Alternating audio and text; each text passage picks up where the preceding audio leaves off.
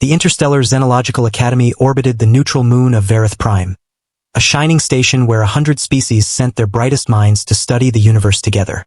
Dr. Ellen Ward had accepted her position there with careful optimism. Humanity was still new to the galactic community, admitted barely 3 standard cycles ago, and every action carried enormous weight. She stood at the front of her linguistics class, facing a gathering that would have seemed impossible only a few years earlier. Crystalline Varic scholars refracted light through their geometric forms. Gaseous Thren hovered inside transparent containment suits.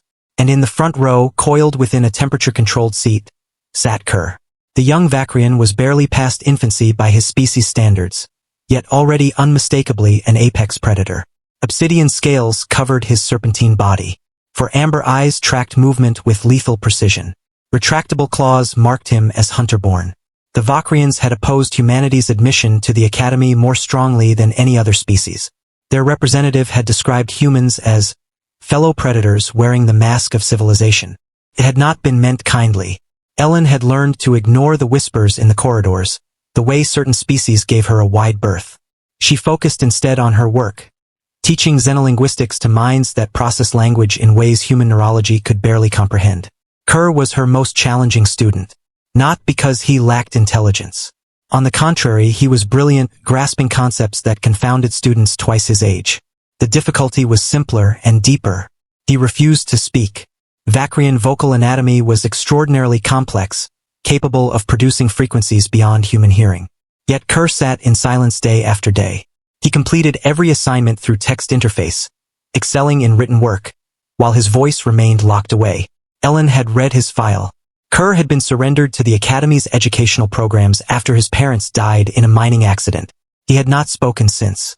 Trauma counselors labeled it clinically selective mutism, not uncommon in juveniles after severe loss. But when Ellen looked into those amber eyes, she saw something more than trauma. She saw a question waiting for an answer. So she changed her approach. While other instructors maintained formal distance, careful to respect interspecies boundaries, Ellen closed the gap. She crouched beside Kerr's desk when reviewing his work. She spoke softly, never demanding a verbal response. Other students noticed. The Varic refracted light in subtle patterns of disapproval. A Thren filed a formal concern questioning whether Dr. Ward understood appropriate interspecies conduct. Ellen ignored them. Between lessons, she brought Kerr small, regulation-approved tokens, a polished stone from Earth, a data crystal containing recordings of ancient Earth animals, a flowering plant from the hydroponics bay. Nothing extravagant, nothing improper, just quiet reminders that he was seen. The breakthrough came on an ordinary Tuesday. Ellen was demonstrating phonetic shifts, explaining how meaning could change with the smallest alteration in tone.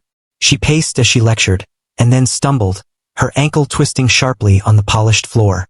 She caught herself before falling, but the sharp intake of breath betrayed her pain. The classroom erupted. Varic chimed anxiously. Thren vibrated their containment fields in alarm. But then a different sound cut through the noise. A low, concerned hiss, distinctly Vakrian. Every being turned toward Kerr. The young predator had half risen from his seat, scales rippling with distress, claws reflexively extended. His gaze locked onto Ellen with an intensity that, in any other Vakrian, might have preceded violence. Ellen met his eyes. Pain watered her vision, but she smiled gently. "I'm all right, Kerr. Just clumsy." He did not relax. He watched her limp to her desk, steadying herself against it. And then, in a voice rough from months of silence, barely more than a whisper, he spoke. "Hurt." One word. It echoed through the room like a shockwave. Ellen's breath caught. "Yes," she answered softly. "But I'll be fine." Kerr's scales shifted through shades that signaled emotional conflict. Slowly, his claws retracted. Then he moved, uncoiling with fluid grace, approaching her desk in hesitant steps. Protocol demanded distance. Academy regulations were explicit about physical contact between species, especially between predatory species and humans. Ellen could almost hear the administrator's warnings. Kerr stopped a meter away, coiling into a posture that made him appear smaller, less threatening. His 4 amber eyes reflected the classroom lights like twin suns. "Mama hurt," he whispered.